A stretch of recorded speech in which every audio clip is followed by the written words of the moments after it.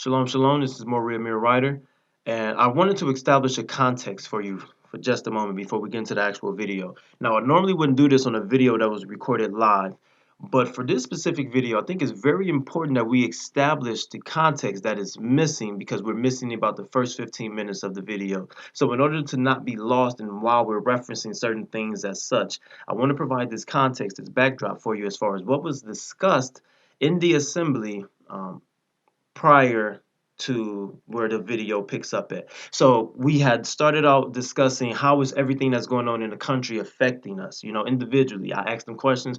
They gave me their feedback on how this stuff is affecting them. And this is regarding COVID. This is regarding the civil unrest, the protests, the riots, the violence. Now lynchings are starting to occur. Confederate statues are being torn down. How is all of this stuff that's going on affecting them? What is it doing to them, to their mind, their spirit? How is these things? How are they processing these things? And then we also went over Genesis 2, verse 15, the verse that's on the screen, where it says about Adam being placed in the garden to dress it and keep it. So we're discussing this, and we're looking at this text from a practical standpoint, applicable standpoint, something that we can extract from here and actually use it. And then from there, we've established what comes to mind when we think of a garden. So collectively, I asked them the question. They began to throw out their answers. So some of the things that came up was that a garden is peaceful. You find serenity, tranquility, calmness, well-being, and stillness when you think about a garden. So this is what comes to mind, and this is where the video picks up, is after we have discussed these things. Okay, so I hope you can enjoy the video and actually gain something from it where you can apply it to your life that is applicable for you today. All right, peace and shalom. Do is when we look at this text, because we know what happens in this narrative next, right? We know what happens. There's a serpent that comes along. You got Adam and Eve. They end up getting kicked out the garden. How can we look at this text? We see the actual reading of what it says, but how can something like that be applicable? Because if you plant a garden today, how many of you think you will encounter a talking snake? You may say something I don't understand. So when we look at the text, you have the literal reading of what it says, but how can we make something like that applicable? What can we extract from that to make it something that we can apply? So this is what we're going to do, all right? So I must ask you, in terms of the garden, he told him to dress it and keep it. What does it mean to keep it? Shamar means to protect, defend, watch. It's quite extensive. Okay, absolutely correct. So the interesting thing is when you look at it from the, and he went to the Hebrew. He went to the Hebrew, which is excellent because that's where I would have went as well. He said the word Shamar, and that does mean to watch over, to guard, to protect. These are the elements of Shamar, that word that's used there, that you don't really see when you look at it from the English perspective. So, if you look at the English definition for keep, if you go, it's a bunch of definitions, you go all the way down, you may see something that says like to guard or something like that. But when you really read it, the essence isn't there. But when you go to the Hebrew, it's very plain and very clear what's being conveyed. So that word is, it's also used to, that word is also used to save life. But one thing I want to ask you, why was Adam given a directive to guard or protect the garden? Have you all ever thought of that? Have you ever thought, in this text, it's telling him, you're going to dress this garden and you're going to keep it, i.e. you're going to guard it, you're going to protect it. Have you ever considered that? What was that? No, because you guard something only when there's somebody there to invade it. He said you guard something when there's someone there to invade it. So could he have been hinting to something in the future? Okay. What else? What else? Like the husband protects his household and keeps things from coming in. Okay. Make sure everything inside the household is at peace. I want you to say that again. Say that again. I said like a husband guards the household to make sure nothing comes into the household that can disrupt it, keeps it at peace and hold on. Okay, so he says the husband protects the household and prevents things from coming in there that can disrupt it. His job is to keep the household at peace. Is that correct? I like that. What y'all think about that? Okay, so when we look at this specific text and we begin to ask questions, we should be reading this text and trying to ask these questions. Like, what's going on here? Why is it saying these certain things? It's as if the Most High was saying something, and it could be applicable today. It's not just that it was someone there that could potentially disrupt it, although very possible that could be what he's saying. But also, if you look at it from a practical standpoint, you can also look at it from that same way of if a garden represents these things that we were talking about, peace, serenity, tranquility, these type of things, then you can look at it from the perspective of there is always something that's going to try to disrupt your peace. There is always something that is going to try to disrupt your peace. And Adam was in a state of peace. He was at rest, right? So keep this in mind as we move forward, all right? Because Adam, he was given dominion. Kind of like what you were mentioning earlier, right? He was given this place to protect. He was given this place to protect, to guard, and one of his failures is that he allowed something to gain access into his realm. He allowed something to gain access into here and disrupt that environment that he had, i.e., to disrupt his peace. He allowed something to come into his domain, the place that he had jurisdiction over, and disrupt his peace.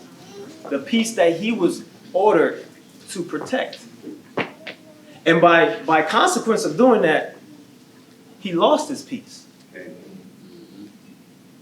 Because he didn't stand guard. He didn't protect what it was he was supposed to protect. The garden. Which is indicative of what? His house, his environment. All right? Is this making sense so far? All right, so when you look at that word shamar, all right, it's also mentioned in Genesis 22 through 24. Can you go there real quick, brother? Any questions so far?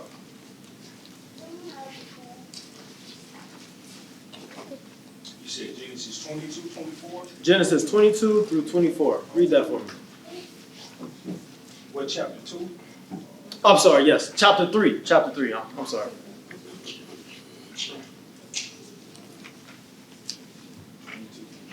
Genesis chapter 3, verse 22. And Yahuwah Elohim said, Behold, the man is become as one of us, to know good and evil. And now, lest he put forth his hand, and take also of the tree of life, and eat, and live forever. Therefore, Yahuwah Elohim sent him forth from the Garden of Eden to till the ground from whence he was taken. So he drove out the man, and he placed at the east of the Garden of Eden cherubims and a flaming sword, which turned every way to keep the way of the tree of life. All right. So it said he put a flaming sword that turned every way to do what? What does it says? A cherubim and a flaming sword that turned everywhere to do what? To keep the way of the tree of life. To keep the way. So what is the sword doing? It's protecting. It's guarding. And you think about a sword that's moving every direction. What comes to mind? Right? You can think about a samurai or something who's like very skilled in his craft, and he's moving that thing every which way. And when you think of something like that, that shows a certain diligence, a high degree of, I'm going to do whatever it takes to protect whatever it is that's behind me. In this case, it may be him. In the case of the text, it is the tree. So you see, and not only is it a sword that's protecting this, it's also a flame. It's a flaming fire that's on there. When you think about fire, fire is an aggressive element. All right? So you look at these things, and there's something that's being conveyed here about the level of seriousness that we cannot allow him to get back to this tree. That is the same level that Adam should have been operating with to protect his domain. And he didn't do that. And so he lost his peace. He lost his peace. All right? And that's the same word that's also used when Cain arrogantly said to the father, "Am I my brother's keeper?" Well, yes, you are. In the same way that cherubim is swinging that sword, that flaming sword is there, you should have been vigorously protecting your brother. There's a certain attitude that comes with protection. I got a couple brothers in here who used to be in the military, and they still have that same mind frame. When we go out, we do certain things, that mindset of we have to protect our people. We got to protect those who are close to us, our family, our close covenant friends, or whatever the case may be. We have to protect these individuals. And you're willing to do whatever it is you got to do to protect that. So when it comes to your peace, what should we be doing? Whatever it is you got to do to protect your peace, to protect your garden. All right?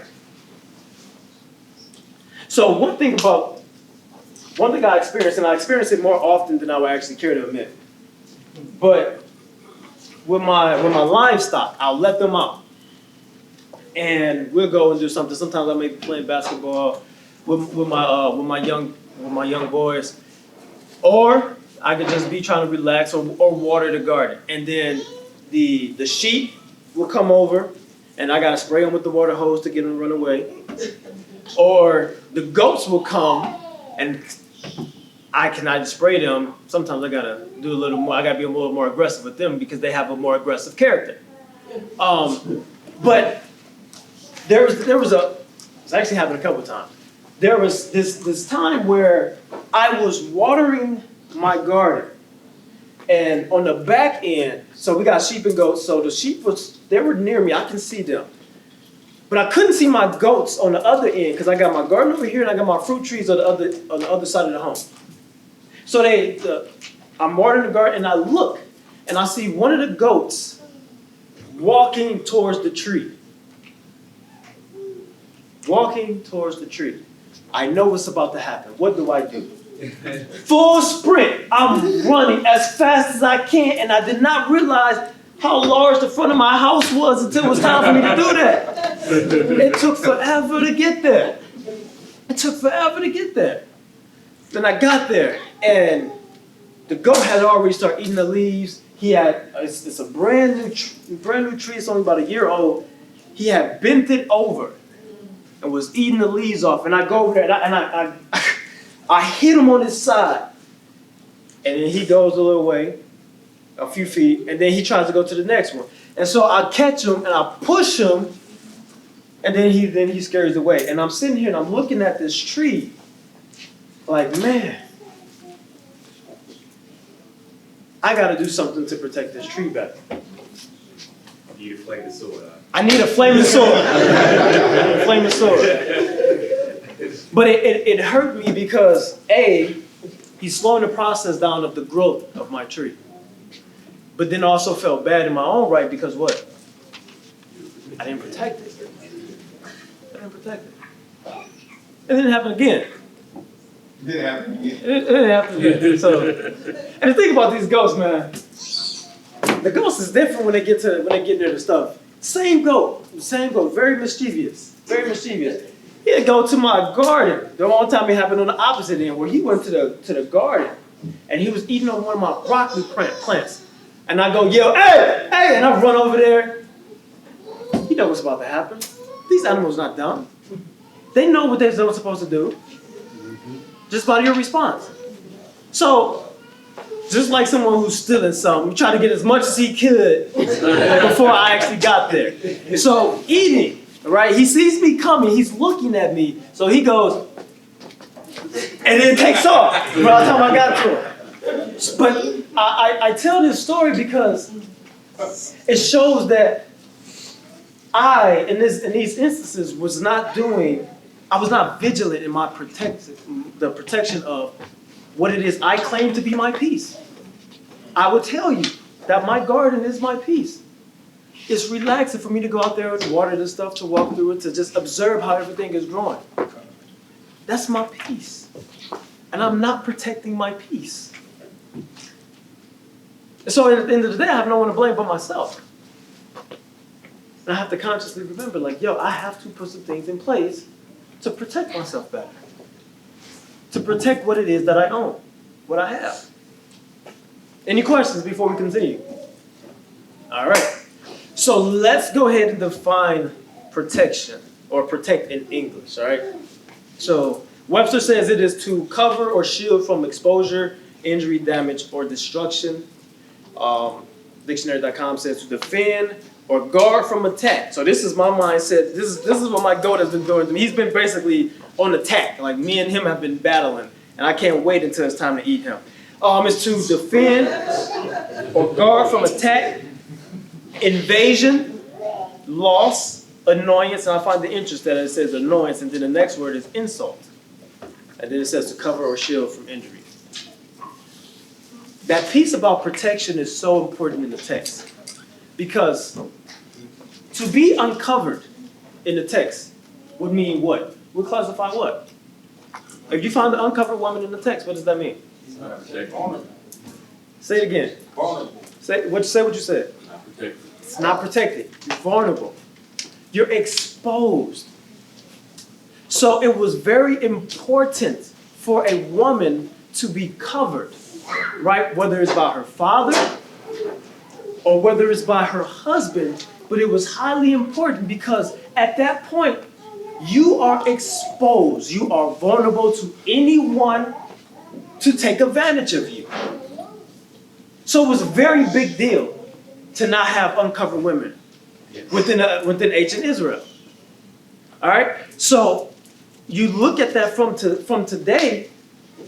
Oh, I'm sorry, before we even get to today, another thing about the protection piece is there are certain laws in the Torah that says if you do XYZ, you are to be what? Killed. You are to be killed, but there's some that say you are to be cut off from among your people. So when you look at this, we got to ask, what does it mean to be cut off from among your people? What does that mean? I've looked this up and I've seen a lot of different responses.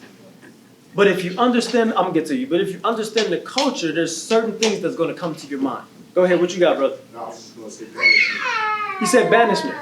So like exile. Yeah.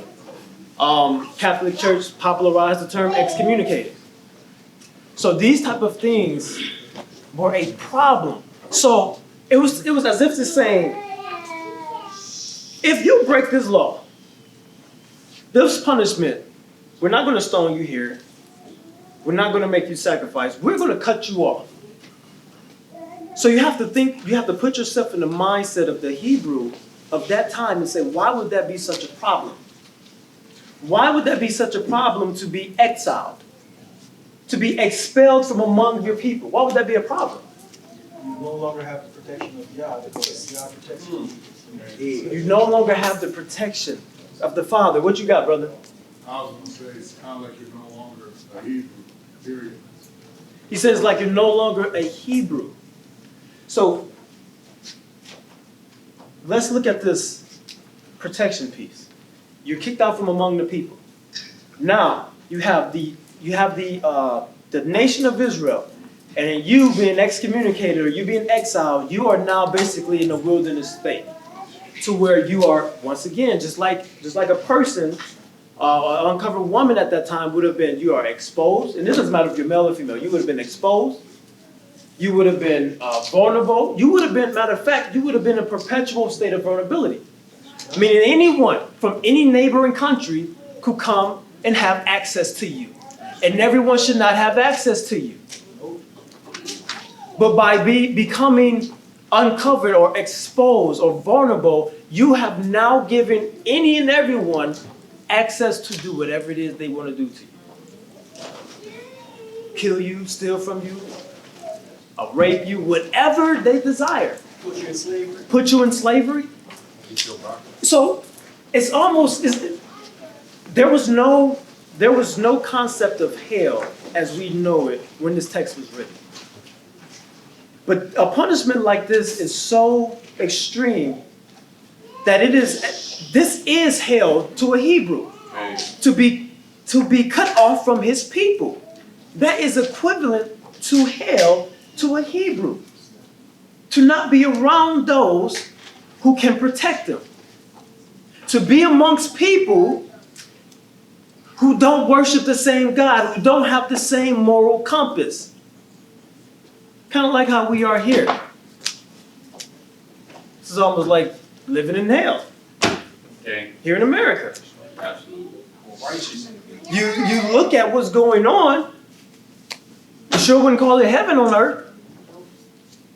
We gotta look at this stuff like that. For a wicked person, they can call it. This is true.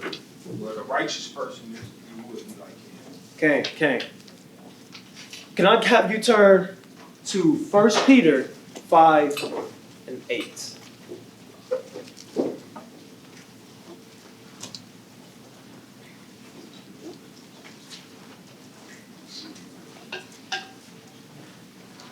So what we're trying to do is look at this text, really consider what's being said, and then apply it practically to our life. Because if you cannot use this book that we call the Bible, which is our cultural literature for the Hebrew Israelite people, if we cannot use this to apply it, then what is it good for? So we have to look at this text and begin to ask questions and see how is this applicable and how do we use it. All right? Okay? All right, 1 Peter 5:8. 1 Peter 5 and 8. Be sober, be vigilant, because your adversary the devil, as a roaring lion, walketh about, seeking whom he may devour. Seeking whom he may devour. Be sober. Be vigilant. That reminds me of how Adam should have been when he was in that garden.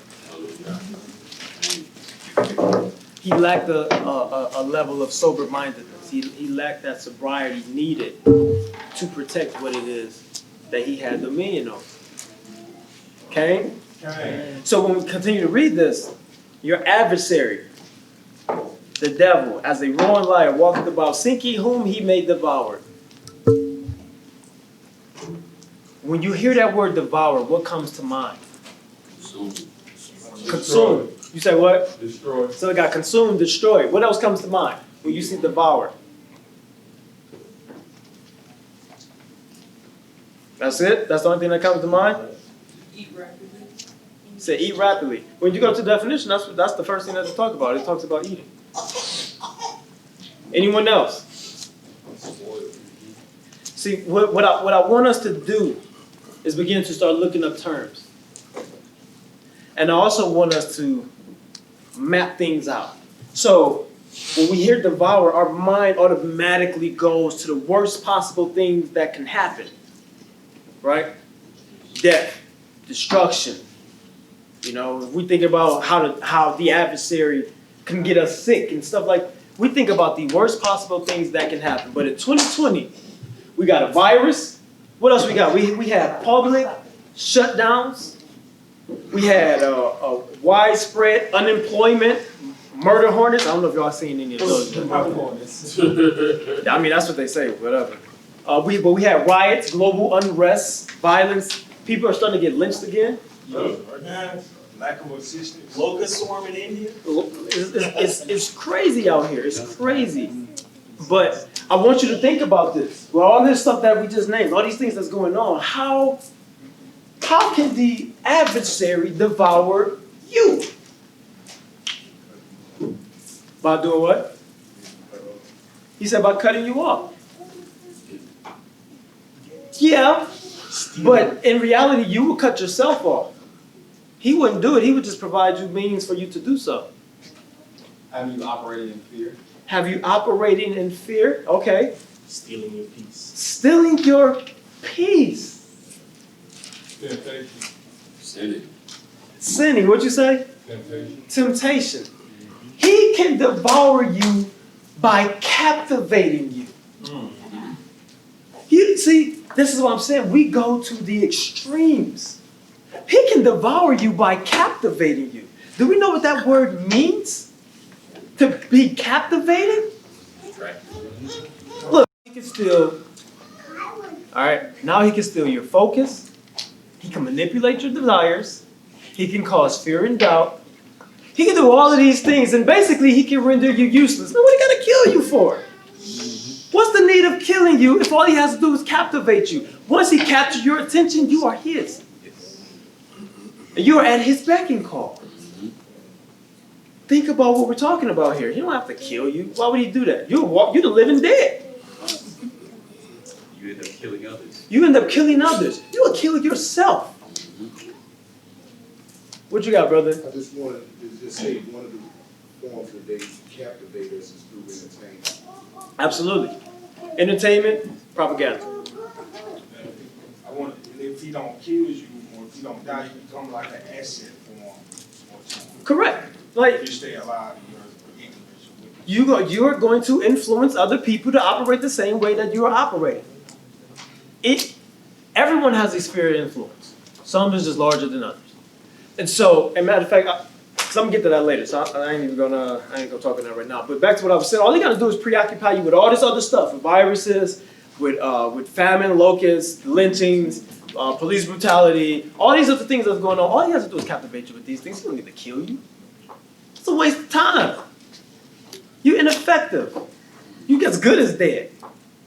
Then you have to give that account of your time to the Most High when you're done. He's sitting over there innocent, like I didn't do nothing to him. I didn't touch his body. I didn't make him sick. I didn't steal his life. I put some things in front of him to distract him. He took it.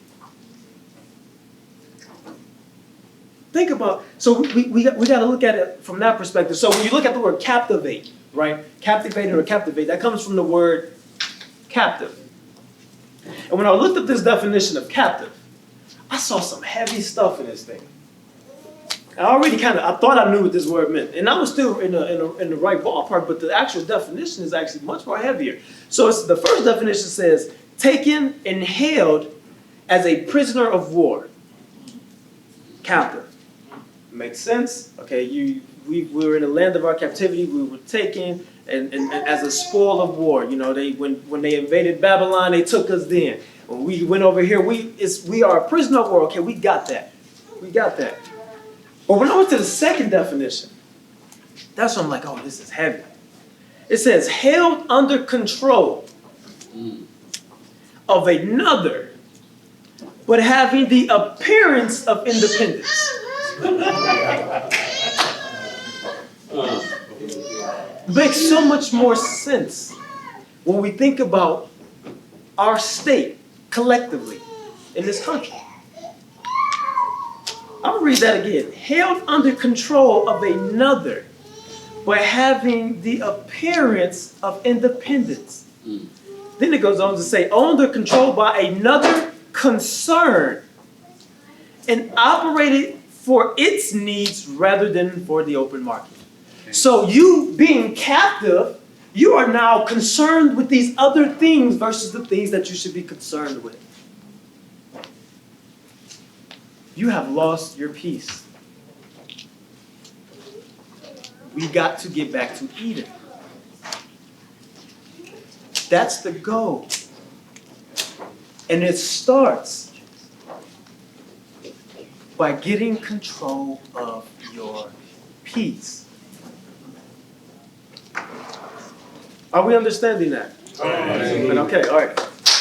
Check it. Everything that's going on here in America is the grand stage right now. You know what Americans are? We're the captive audience. Y'all ever heard of that phrase? Now you think about that. All of this stuff, we're just the captive audience. And every time you go on your Facebook, you're seeing more videos to incite some type of reaction from you. I've been getting more and more videos concerning police brutality than I've ever had at any point. I don't click them. I'll be honest with you. I'll be perfectly honest with you. So honest enough to tell you that I have not even seen the George Floyd video. I've not seen it. You know why I haven't seen it? Why do you think I haven't seen it? Say it again. It's going to destroy my peace. I haven't watched it to this very day. I know what happened. It's everywhere. You cannot not know what happened. It's everywhere. I know how many seconds, how many minutes and seconds it was thanks to Dave Chappelle. I didn't have to watch the video. I didn't have to watch a man die to know what's going on. I made a mistake and watched one video and it broke me off. It was a video, it is an old video, but I had never seen it. And I clicked on it, I didn't know what was going to be the depths of it. But it was when Philando Castile was in the back seat. When his daughter and his daughter's mom was in the back seat of that police cruiser. And she's crying, and the daughter's crying, but the daughter's trying to console the mom. And she's telling her, be quiet, I don't want you to be shooted. She just watched her father die. And then the daughter said, and so the mom says, okay, I'll be quiet. And the daughter says, I wish this place was safer. Man, that broke me off. Because she's talking about a drive-by. Someone breaking in her house and murdering her. She said she wished this place is safer because the police killed her father. I wasn't ready. If you watch that video and cannot be touched by that, kudos to you. But that actually shook me. I'm like, that hurts. That hurts. The depths of that. I'm not going to watch a man die. Nope. Not on my own will. So we got to be vigilant in protecting our garden. This stuff is everywhere. This stuff is everywhere. We have to protect our most valuable asset. And what is that? Time is a valuable asset. But if you don't protect this, your mind, time means nothing. Like if you're out of your mind. And this stuff going on will drive you out of your mind. A couple years ago, I promise you, I would have been out there with those people. Upset, angry. I would have been out there. I promise you that. I've learned along the way to protect my peace. And even if that means I got to not engage. I got to not entertain certain things. If I got to not entertain certain people, then that's what I'm going to do. Is this making sense? Amen. All right, so right now, we're at a critical point because they're going to keep turning up the temperature. They're using all this propaganda. And propaganda doesn't necessarily mean something that has to be a lie, but it's being used. It's something being used for a particular motive. It can be a lie. It can be. Or it can just be something that's truthful being used in a way to incite a certain reaction. To manipulate. All right? So now is the time to assess what it is that you're giving your ears to and your eyes to. You got to assess these things. I remember, actually before I go there, with this virus that's going on, shutting down stuff, stuff is open back up, but it was shutting down all these things. People buying tissue, like, it's going out of style. I'm not sure why that was the case, but people responding in this manner. You got people getting sick from COVID. people getting sick from stress thinking it's COVID. The reality is, all of these things that you're consuming on a regular basis is affecting you.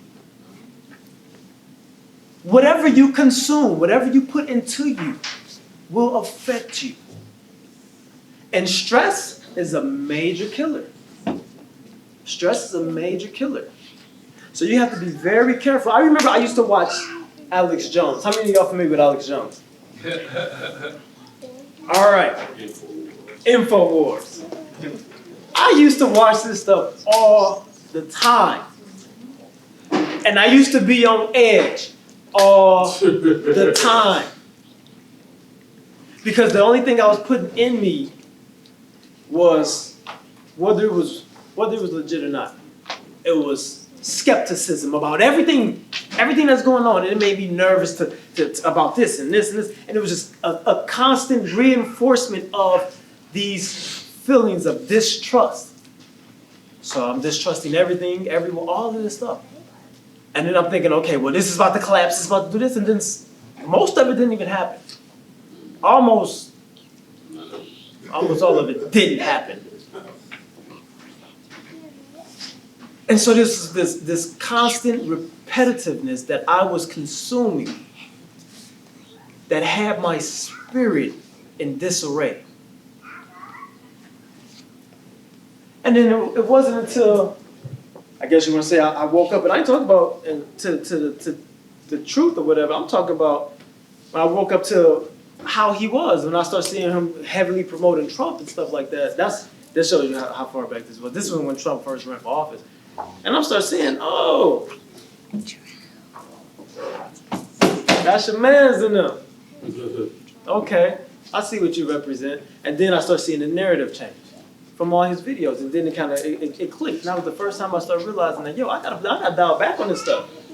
This stuff had me feeling like I'm going insane. Like, the world was about to end. And I know that I don't know when it's gonna happen, but this stuff is confusing me. So we have to be very, very careful who it is and what it is we're listening to. The fact of the matter is this. Consider this. Every person, okay, how can I break this down to y'all? Picture this. There is a long banquet table. And everyone is asked to bring a dish. All right? Every person in attendance is asked to bring a dish. So when you arrive there, you sit down with your dish, and everyone comes and sit with their dish. And on their plate is their perspectives, their worldviews, their fears, their doubts, their responses, their belief system. This is the plate. When you hear people say, what are you bringing to the table? Everyone brings something to the table. Everyone. Everyone brings something to the table. And we have to look at what's actually being brought. Because whether you intend to or not, when you sit at this table with these individuals, you're sitting at that table to do what? To feast, to eat, to bake bread, to break bread. This is what you're sitting at this table for. So all of these individuals who you decide to sit at this table with, you are going to consume whatever it is that they brought to that table. That's good.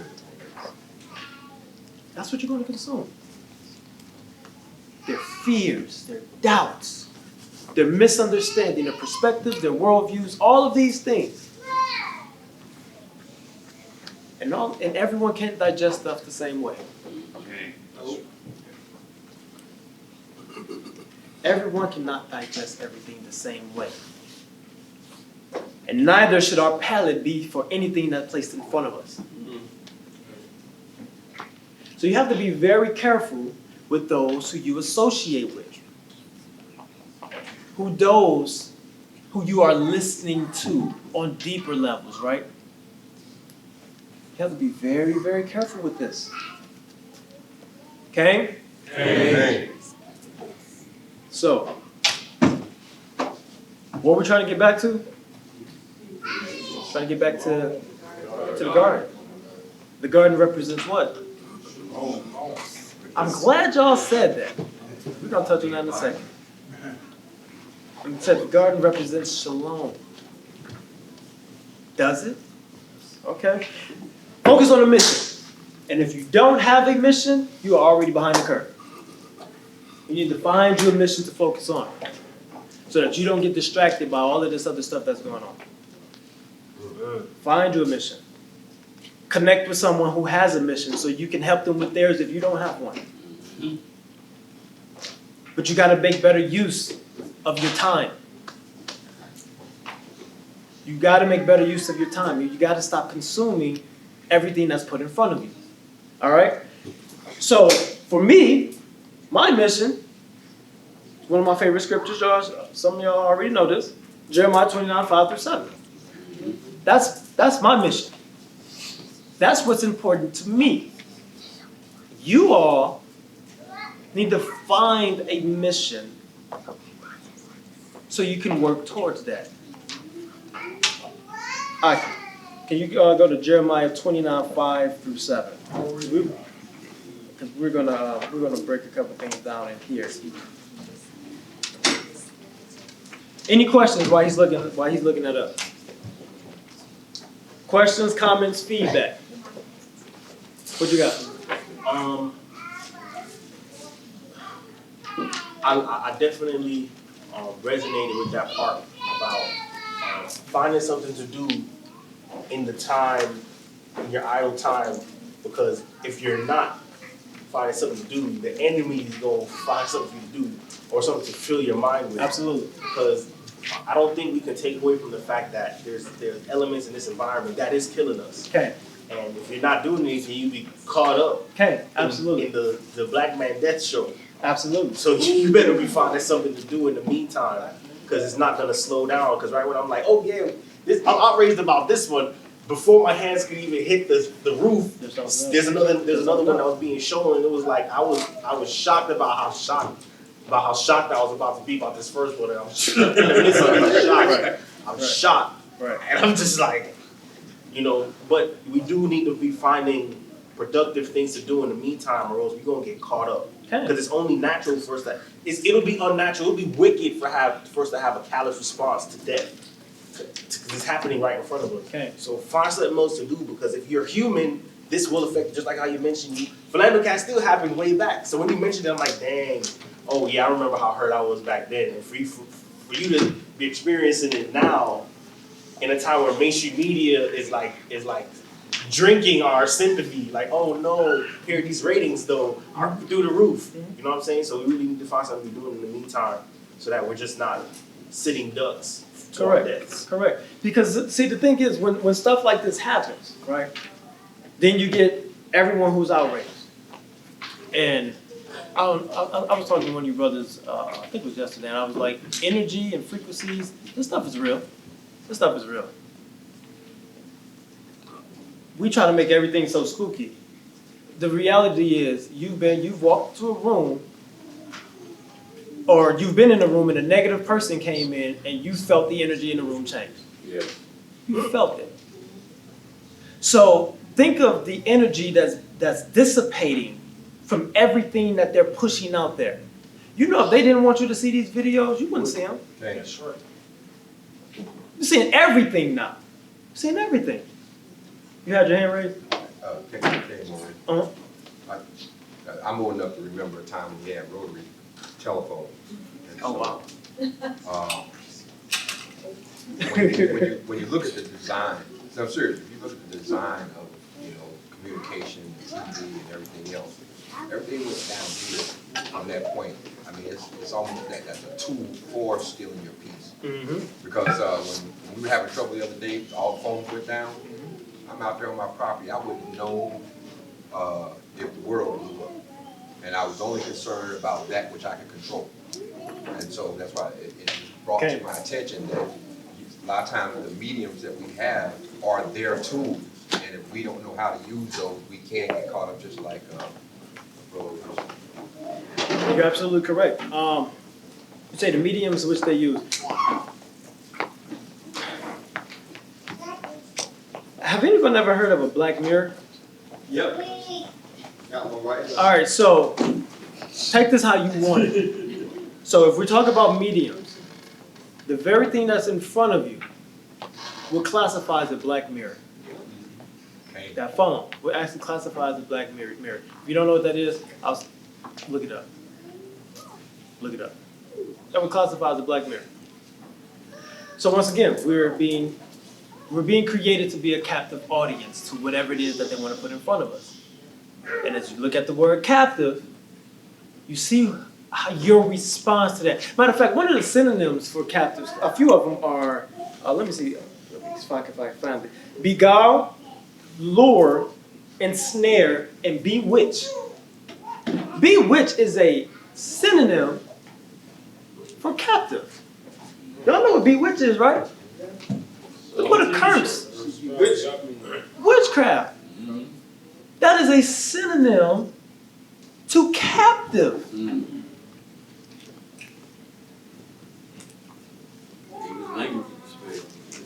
Okay. Yeah, I was going to say that the captive audience is such a powerful point, because the idea is that, you know, through everything that's happening, we're really under the influence of, you know, whatever that power is. You know, in terms of what we're talking about, it could be the governing power, which we're all assuming is governing power that's showing us and having control of the imagery. But you take that, your ideas of freedom are so much that, you know, you think you can react and perform in whatever ways are your choice. But the reality is that in those reactions, in that quote-unquote freedom, you're transferring that, you're transferring that propaganda. You're carrying that propaganda with you everywhere you go. When you interact with other people, and the way that you deal with the people that are around you. It's sort of like, I don't know if you remember, my dad was sharing during the call, he was talking about how, you know, he's going out and people are feeling like they got to talk to him about what's going on. And so, you know, you're carrying those ideas of that idea of freedom about, you know, I want to talk to people about how I feel, is really the influence of being a captive audience, having to share that propaganda. You're a medium of their propaganda. Right. So this is why I say that the people you're around, you're going to feed off them. And this is why he doesn't need to destroy you, the adversary. This is why he doesn't need to destroy you. Because once he captivates you and you become, in IT, there's something that's called, as a matter of fact, they're saying that this is potentially what happened to T-Mobile when it went down. DDoS. Yeah, distributed denial of service. So what that is a hacker takes control of other computers. You're familiar with what I'm talking about, right? Okay, a hacker takes control of other computers. He gains access, he can put these things called backdoors on them. Put these things on the computers. These computers could be anywhere in the world. Anywhere in the world, this hacker is able to gain control of these computers. Put these backdoors onto these things, and basically now have access to it. That's why it's a backdoor. Now have access to these computers who are now classified as bots. These things become classified as bots.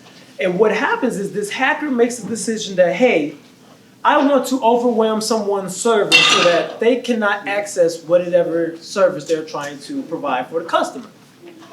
So he releases, or he sets it up whatever way in which so that these computers, these laptops, are now working for him all at once to send these packets to this target. And it overwhelms the target. And then it shuts down. It's been overwhelmed. And when you're dealing with people who are not at peace, and you consume what they bring to the table, you are essentially becoming a bot for them. Excuse me, not for them. You are becoming a bot for whatever governing system is in control and whatever agenda that's attempted to be pushed. And so now you are going to work for them. Whenever they push that out, you're going to distribute those packets to whoever it is that they need to distribute it to. Or you're the target. Or you're the target.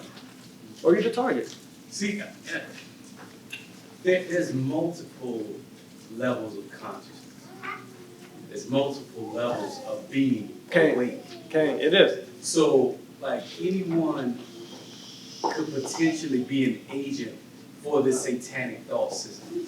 We don't even realize how deeply it is ingrained in us just by carrying this message from person to person, environment to environment.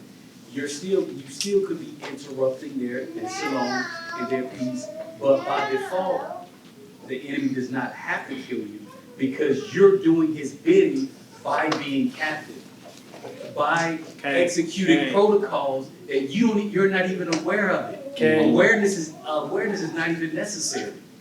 You see what I'm saying? So it's you don't even know how sleep you are until, thank you to the Father, that He exposes these things to us. How deep, how many levels, kind of like the movie Inception. You're like 3 or 4 different dreams deep. You don't even know it. And you're constantly just trying to wake up to get to another level. Okay.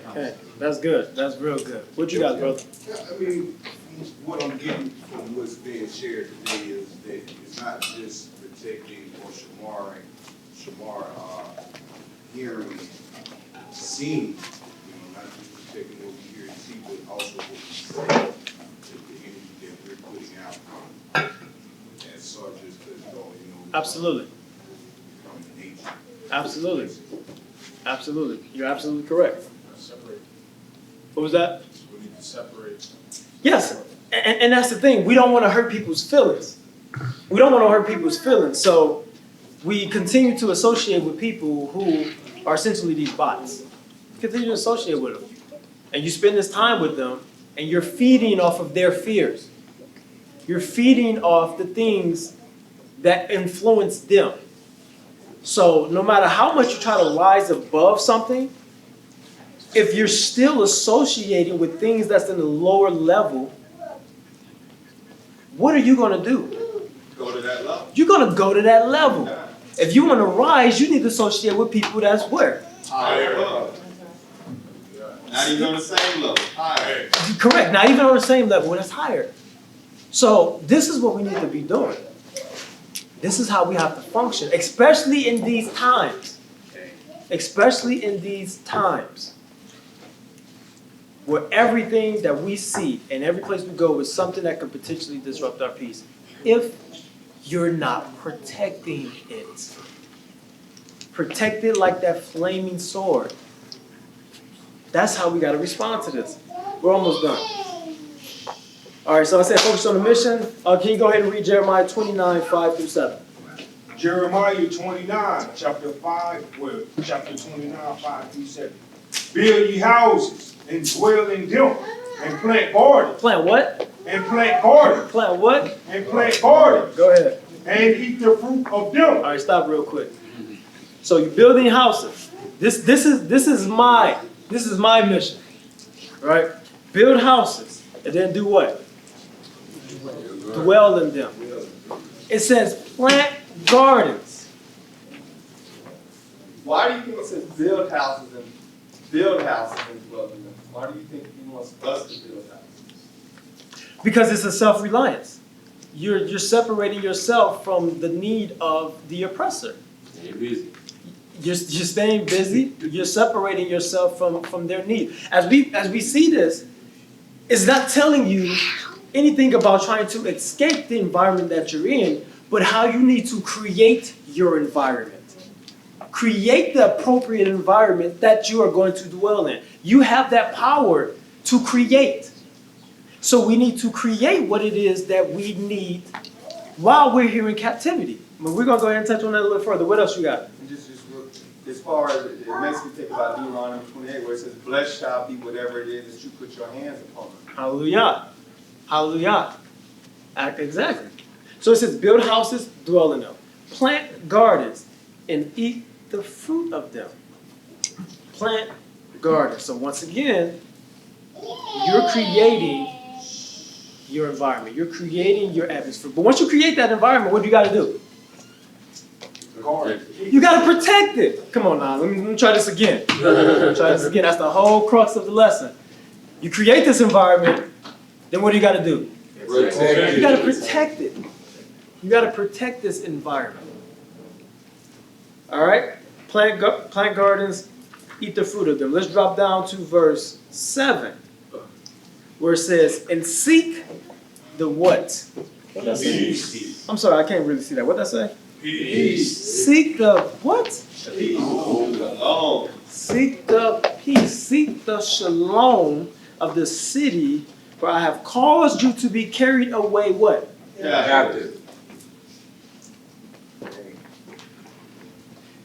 That I have caused you to be carried away captives. And pray unto Elohim for it, for in the peace thereof you should find your peace. So that word peace, we know what that is, right? We know that's shalom. But do we really, I think we have degraded the word shalom. We've degraded it. We've stripped it of its essence. And don't get me wrong, culturally it is a greeting. It is a greeting. But is it more than a greeting to us? It should be. Do we fully understand what shalom is? Because Adam had shalom. And he allowed someone to steal his shalom. He allowed someone to steal it. He allowed someone to interrupt it by not guarding it. See, the word shalom breaks down to completeness. It doesn't say anything about a greeting, although it was used as such. But that's not one of the definitions. It doesn't say it's a greeting. It says completeness, soundness. It says peace. It says safety, welfare, health, prosperity. Catch this. Peace, quiet, tranquility, and contentment.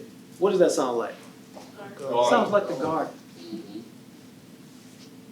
That sounds like the garden. And he let a sly adversary come into his jurisdiction, into his domain that he was given to govern. He allowed this sly enemy to come in and to disrupt his place of contentment, his place of tranquility. So what we need to do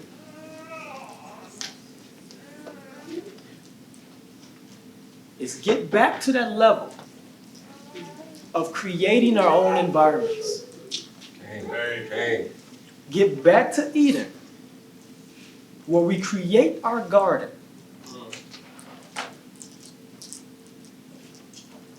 And we enjoy that state of tranquility that comes along with it. And captivity. While in captivity. While in captivity. It's possible.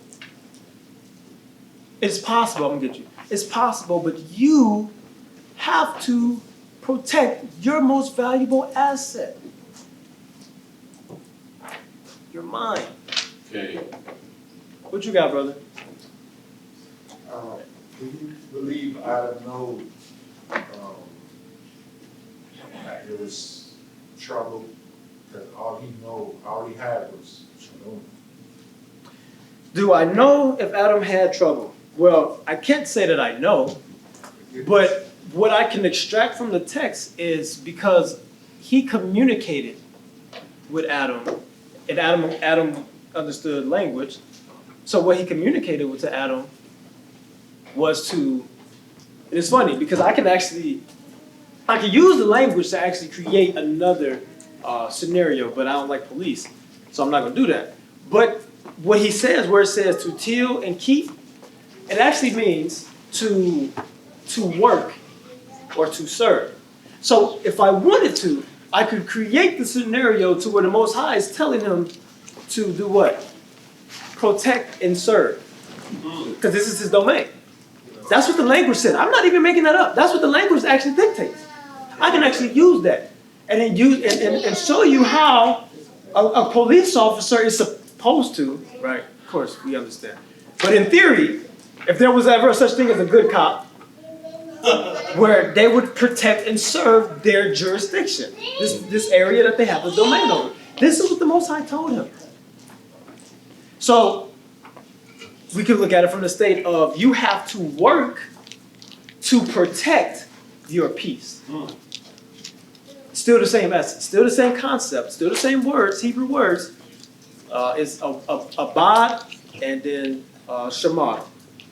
You work to protect this garden, or to protect your state of tranquility, your state of peace. You see what I'm saying? So, could he have known? I would say yes, he would have understood that something, he probably would not have known what it would have been. But for the Most High to tell him this, in one of their very early conversations, all right, that he has to protect or guard something, the assumption will be that he should have been alert that something is there. Okay. And if you is alert and you are vigilant and you're walking about doing what it is that you need to do in your domain, then you will be able to identify what it is that's the problem. So I'm not saying he knew that some type of creature was going to do that, but he would have been able to identify a problem if he was being vigilant. He clearly was not being vigilant.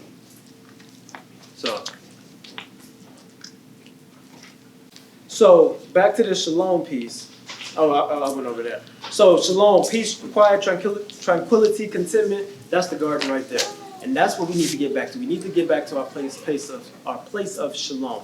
Create the environment, and then defend it as if your life depended on it.